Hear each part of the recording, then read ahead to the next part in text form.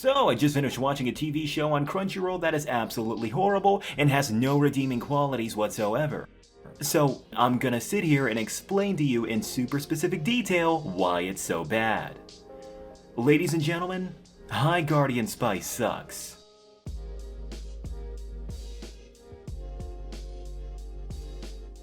Now, I did not want to talk about this show at all, and there's three reasons for why. One, there's already plenty of people talking about this show and bashing it. Two, because there is a lot of negativity surrounding the show, and if I make a video series where I pick apart all of its flaws, I'm kind of afraid that I'm gonna attract, idiots to my YouTube channel, and that's the last thing I want to do.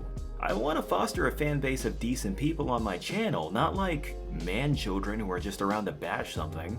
And three, and I'm about to sound like high and mighty and stuff, and I'm sorry in advance, but I originally thought that this was not a valuable use of my time. You see, I don't know what you guys do, but when I find a TV show or a movie or a video game that I do not like, usually I just stop watching it like a normal person would. I got more important things going on in my life than talking about stuff that I hate. So, why am I talking about this shit? Well, here's the deal. This show is not just bad. This show is fascinatingly bad. It is morbidly fascinating in how much of a train wreck this show is. It is enrapturing in its shortcomings. It is intriguing in its poopitude. There is so much horrible stuff going on with every single bit of this show. From its lazy animation to its ear-grating voice acting, from its blatantly pandering writing to the psychotic creators of this show, that it is transfixing. It is captivating in how much of a disaster it is. It's like watching a train wreck. It's horrible, but at the same time, you can't take your eyes off it. And needless to say, I want to pick apart every single piece of its failures. Like I said, I know that there's already many people talking about the show on YouTube, so I'm hoping that at the very least I can give you guys a fresh, in-depth perspective and take on the show. Let's begin. We'll start off way back in the beginning, and around the fourth quarter of 2018, when this show was just in its birthing phase. Crunchyroll is an anime TV show and movie service website on the internet that fans have been using to watch many different animes on since about 2006. They've been a great service for years and years, and have been one of the most successful websites on the planet for streaming Japanese media. In around 2016 or so, as the website grew bigger and bigger, and by extension more corporate, Crunchyroll Originals were announced, which are basically anime that are exclusively published via Crunchyroll. Many originals were released, and some of them were really good like The God of High School and Fena, Pirate Princess, but for the most part, they were generally bad. And guess what? One of the first originals to be announced was this show, High Guardian Spice. It was announced in August of 2018, with a reveal trailer that stated its release for 1 year after that. The reveal trailer is very interesting. The trailer, and the show itself, has garnered a lot of hate, and if you watch the trailer, it's for a very good reason. You see, this reveal video for the show doesn't really talk about the show. It's actually very briefly mentioned, and they only show some super early concept art and vague descriptions of the show. This reveal video seems to be more interested in focusing on the creators of the project in the studio, which normally would be perfectly fine if it was some kind of behind-the-scenes type video, but then you watch it and you see them talk about stuff like this. We are 50% female in all the creative roles, and our writer's room is 100% female. I mean, this is what my whole career has been about, is trying to get those voices in there that are not being heard. These people seem to be more concerned about being a super diverse team of individuals as opposed to actually making a good show. But hey, at least their studio is super duper diverse. Yep, look at all those diverse individuals. Literally all girls with candy-colored hair. that all look like they spend every hour of their lives on Twitter. We are 50% female in all the creative roles, and our writer's room is 100% female, and our writer's room is 100% female. Yep. Super duper diverse. Okay, so all of the people working in the studio right now are all girls, despite being so diverse. And to make matters even worse, all of these girls in question look like crazy-ass feminists. And on top of that, the brief instances of concept art for this show don't look super great either. It looks horrendous, actually. Like a 14-year-old Undertale fangirl's Tumblr page. And also on top of that, they describe the show they're creating like it's more of a cheap excuse to shove identity politics and self-insert fantasies down your throat. And spoiler alert, that's literally what 50% of this show is. You probably think I'm lying or I'm just trying to make fun of all these girls, but trust me, I'm not. In fact, after this trailer was revealed, people did some digging on some of the writers working on this project. Kate Leth is an individual that many people have pointed out. She is a senior writer for the show, and she is very, very active on Twitter. And when I say active, I mean blatantly spewing hate speech. Let's read some of the juicy messages she stated on Twitter. Okay, moral of the story, I hate men. Wow, okay. Replace every dude character with a woman? Go for it, I'm 100% in? What the fuck? Hashtag kill all men? Yo, this girl is mentally ill. She should not be working with any professionals in the animation industry, let alone a studio that's trying to create one of the very first original projects published by a major streaming platform. So, this new show looks extremely unprofessional looking and is being made by crazy feminists, one of which is a person who casually talks about murdering men on the internet. And keep in mind, Crunchyroll is funding this project, using the money that their fans gave them via the Crunchyroll Premium service subscription. So, naturally, when their fanbase saw the reveal video, everyone flipped out in rage. The backlash Crunchyroll got across Twitter, Facebook, YouTube, and more was vicious. It got so bad, in fact, that they actually just straight up disabled the comments and ratings on that reveal video, and they pulled High Guardian Spice from the public eye and postponed its release for years.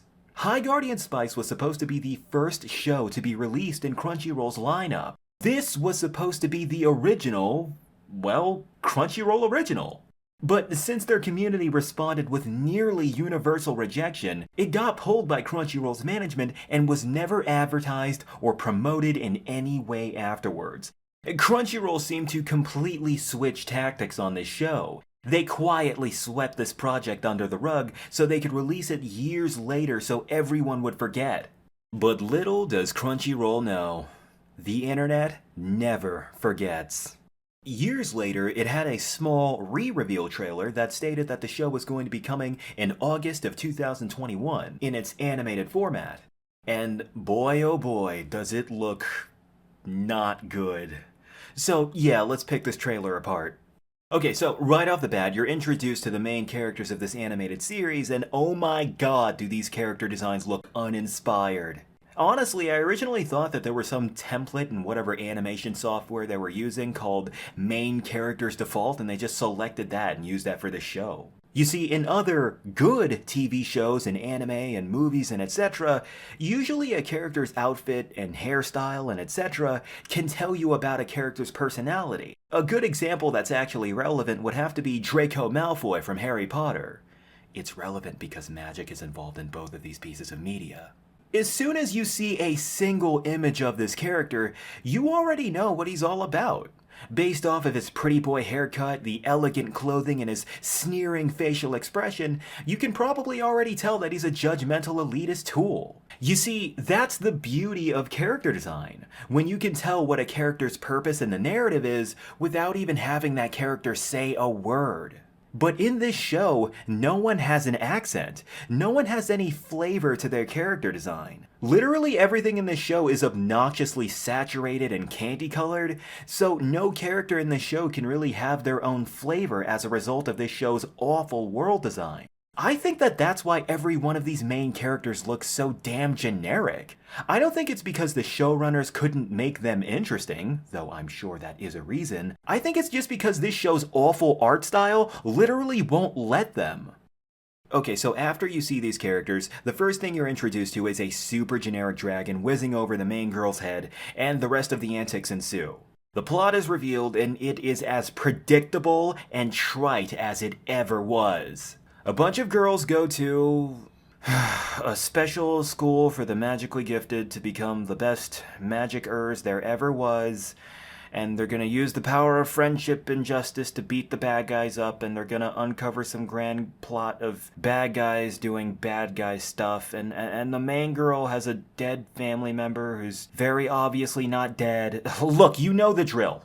If you've watched any form of basic shonen anime or magical girl shows, you've already seen this entire series. In this original video, they only provide relatively vague descriptions of the show, but when they did briefly mention it, they seemed to be really confident in the fact that they were telling some kind of original, eye-opening grand tale. This show has a lot of heart that I don't think would have come through from any other studio. It's funny and it's warm and it's adventurous, and they're letting us make it a little bit weird, so that's very exciting. There's an authenticity to it and a sincerity that's just heartwarming. They seem to be really passionate about what they're working on here based off of what they're saying in this trailer. So why is this so uninspired? What exactly are they bringing that's new to the table to make the spin on substandard shows like these interesting? You are a girl? I'm transgender. I don't know that word. Oh god. Okay, let's just move on. In this trailer, the animation looks really, really lazy. Characters are mostly standing around in 3-frame animation loops and are doing nothing, and most characters don't even look like they're in the background environment that they're standing on when they're moving. Like this one part in the trailer here, where 2 characters are sliding down this thing. You see, this doesn't look like an animation. It looks like they literally just used the click and drag tool on Photoshop, and they just move them down the f***ing animation canvas. I looked again and I started repeating this one part of the trailer, and I realized that's actually what they did. They used a blur effect in After Effects or whatever program they were using and just used the transform tool and enlarged the animation. I wish I was making this up. Look at it, you can tell. This is supposed to be the reveal trailer for your show. Wouldn't it be smart to show off some of the top highlights for it? Why would you show something this horrible looking in the trailer footage for the show?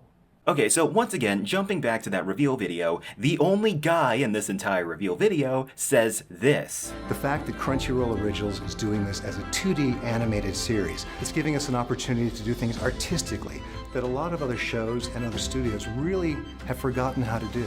They seem super excited to be using 2D animation, but they're being pitifully lazy using it. It's honestly embarrassing to look at. And the last question, and definitely not least, why the hell is this on Crunchyroll? It's very clearly not an anime, and it also doesn't take any inspiration from the art form of Japanese cartoons. The only thing this show borrows from anime would have to be the incredibly cliched tropes of preteens going to special schools. So why the hell is it being published as an original work for a studio that streams almost 100% anime? After the cliched stupidity is done being displayed, the bad trailer ends. Now, this is the part where I would just walk away from all of this because this show clearly is not for me. Or anyone, really. But then I learned about all of its backstory. I learned about all the stuff I brought up earlier in this video, and put frankly, I could not take my eyes away from the insanity behind the scenes of this project. And after researching and digging in deeper and deeper, I was enraptured in how crazy all of the nonsense behind this show was. And this show itself has the exact same vibe of morbid fascination in its creation, because of how poorly created the show is. So, stay tuned for the next installment of this video series, where I start getting really deep into the shortcomings of this show. To be continued in part 2.